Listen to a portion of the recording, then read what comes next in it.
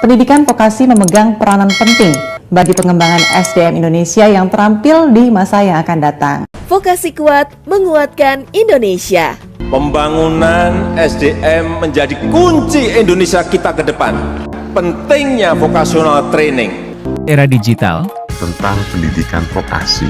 Apa sih pendidikan vokasi itu? Pendidikan vokasi adalah pendidikan yang mengutamakan kepada penguasaan keahlian terapan tertentu. Pendidikan terapan yang akan didapatkan akan lebih banyak kepada praktik dibandingkan teori. Belajar komputer dan media digital. Belajar komputer dan media digital adalah langkah penting di era digital saat ini. Sumber belajar, kursus online, platform seperti ICC Vokasi, belajar komputer dan media digital. Belajar komputer dan media digital adalah langkah penting di era digital saat ini. Berikut adalah beberapa area utama yang bisa dieksplorasi dalam belajar komputer dan media digital. 1. Dasar-dasar komputer. Pengoperasian sistem operasi. Pelajari cara menggunakan sistem operasi seperti Windows, Mac OS, atau Linux. Penggunaan perangkat lunak. Familiarisasi dengan perangkat lunak umum seperti Microsoft Office, Word, Excel, PowerPoint, dan aplikasi produktivitas lainnya. Pengantar internet, navigasi internet, pahami cara menggunakan browser, mesin pencari, dan dasar-dasar keamanan online. Media sosial, pelajari cara menggunakan platform media sosial dan etika dalam berinteraksi di dunia maya. 3. Desain grafis dan multimedia. Perangkat lunak desain. Kenali alat seperti Adobe Photoshop, Illustrator, atau alternatif gratis seperti GIMP dan Inkscape. Video editing. Pelajari teknik dasar pengeditan video menggunakan software seperti Adobe Premiere Pro atau DaVinci Resolve. Pemrograman dasar. Bahasa pemrograman. Mulailah dengan bahasa pemrograman yang ramah pemula seperti Python atau JavaScript. Pengembangan web. Pelajari HTML, CSS, dan JavaScript untuk membuat website sederhana, media digital dan konten. Pengembangan konten. Pelajari cara membuat konten yang menarik untuk blog, media sosial, dan platform lainnya. Strategi pemasaran digital. Pahami konsep dasar pemasaran digital, SEO, Search Engine Optimization, dan analisis data. Keamanan siber. Keamanan data. Pahami cara melindungi data pribadi dan privasi online. Praktik terbaik. Keamanan. Pelajari tentang password yang kuat, pengenalan phishing, dan perlindungan dari malware. Etika dan hukum digital, hak cipta dan lisensi. Pahami pentingnya hak cipta dalam konten digital dan cara menggunakan konten secara legal. Etika online. Kenali etika dalam berinteraksi di dunia maya dan dampaknya terhadap individu dan masyarakat.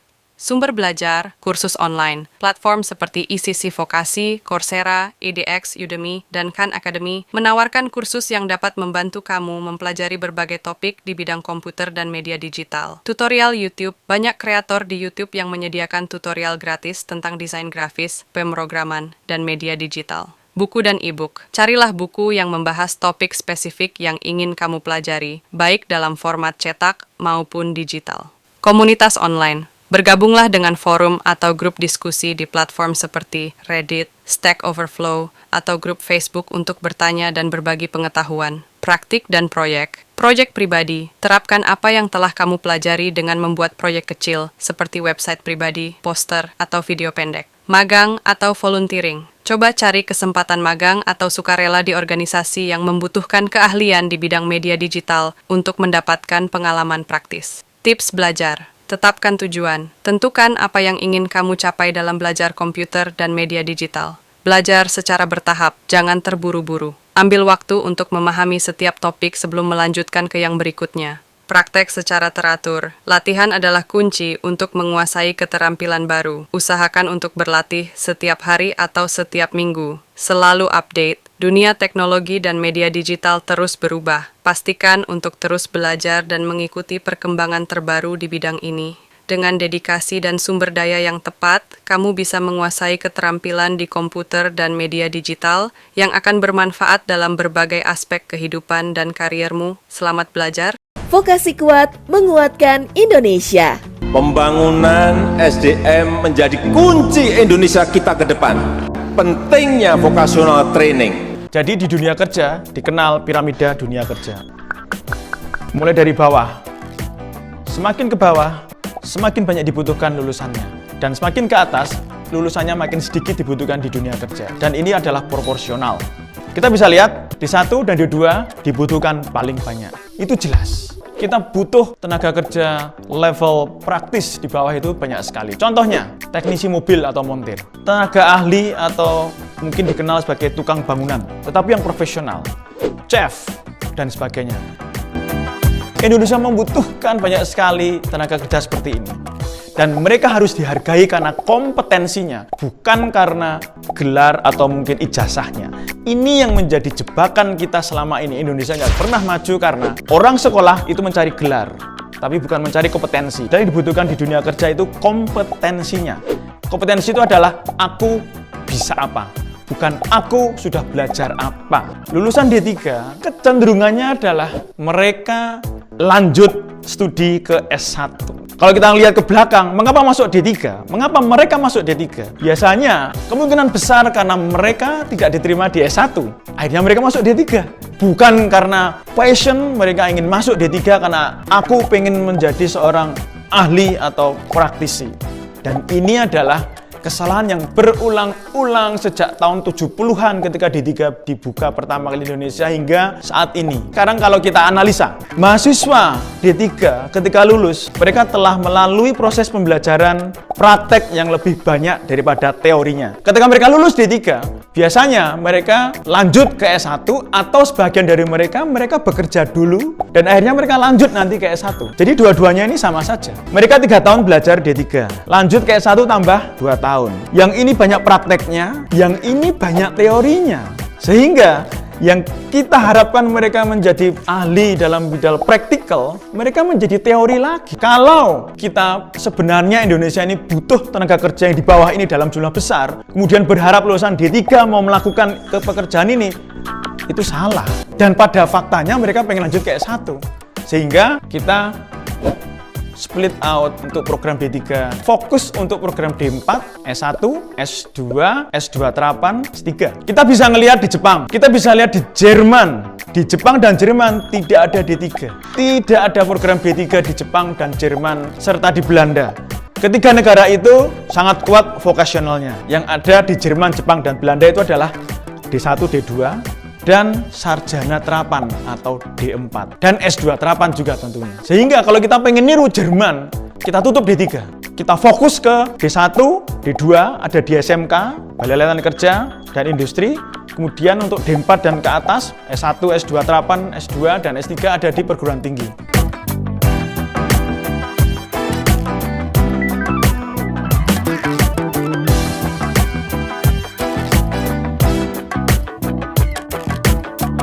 Ketika semua prodi D3 berubah menjadi D4. D4 seperti apa yang harus kita desain? D4 itu tidak akan mencetak tenaga operator atau teknisi. D4 itu mencetak kreator dan inovator, praktisi, perekayasa, teknologi terapan. D4 itu menghasilkan lulusan yang mampu untuk mendesain solusi, mendesain prototipe, mendesain produk dalam bentuk yang lebih tangible. Kita terjemahkan ke dalam kurikulum. Mahasiswa D4, syarat lulusnya adalah 1, tentunya menyelesaikan SKS, itu wajib. Nanti mendapatkan ijazah, SKPI, transkrip, dan sebagainya. Yang kedua, mereka harus memiliki sertifikasi kompetensi di bidangnya. Misalnya welding engineer, product design, rekam medis, dan sebagainya. Sehingga mereka mendapatkan sertifikat kompetensi. Yang ketiga, mereka diwajibkan untuk menghasilkan prototype dalam bentuk yang tangible. Bisa dalam bentuk benda, tapi juga bisa dalam bentuk sebuah naskah atau kajian atau desain. Dan yang keempat, bahasa Inggris. Kombinasi ini akan menghasilkan lulusan D4 atau sarjana terapan yang unggul. Kita bisa bayangkan, seandainya dari seluruh mahasiswa D4 atau sarjana terapan di Indonesia, 10%-nya saja menghasilkan prototipe yang bisa dipatenkan dan bisa dihilirisasi ke industri atau ke masyarakat, itu akan menghasilkan produk-produk dalam negeri yang akan semakin kreatif dari tahun ke tahun. Kita akan bisa mengurangi kadar impor produk-produk luar negeri kita apabila mahasiswa D4 itu ditargetkan menghasilkan prototipe setiap tahun dan harus dipatenkan.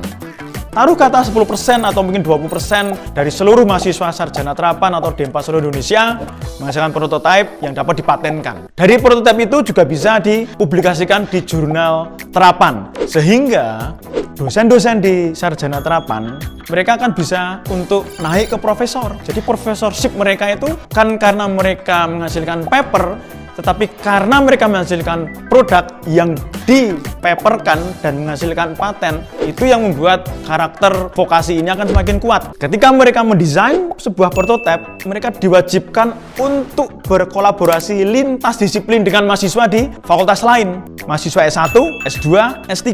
Dan ketika sudah mulai berpikir bagaimana nanti mass production-nya atau pembuatan prototipe dalam jumlah yang agak banyak, mahasiswa D1 dan D2 bisa dilibatkan untuk membantu proyek kolaboratif ini. Nah, inilah yang kami desain, yang kita namakan teaching industry. Teaching industry di perguruan tinggi ini menghasilkan banyak sekali prototipe yang biasanya kita impor atau kita memikirkan sesuatu yang baru.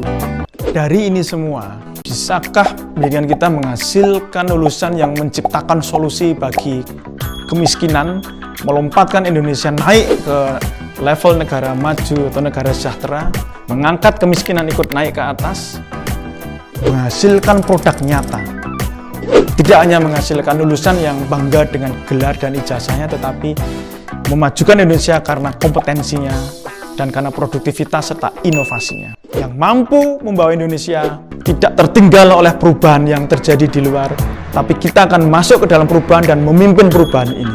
Bisakah Indonesia? Bisakah pendidikan di Indonesia seperti itu? Harus bisa, dan saya yakin bisa. Kita pasti bisa. Indonesia pasti bisa. Saya yakin. Semoga Allah senantiasa menuntun kita di jalan yang diridhoinya. Amin amin ya rabbal alamin. Aku qouli hadza, astaghfirullah li wa lakum. Wassalamualaikum warahmatullahi wabarakatuh. Terima kasih.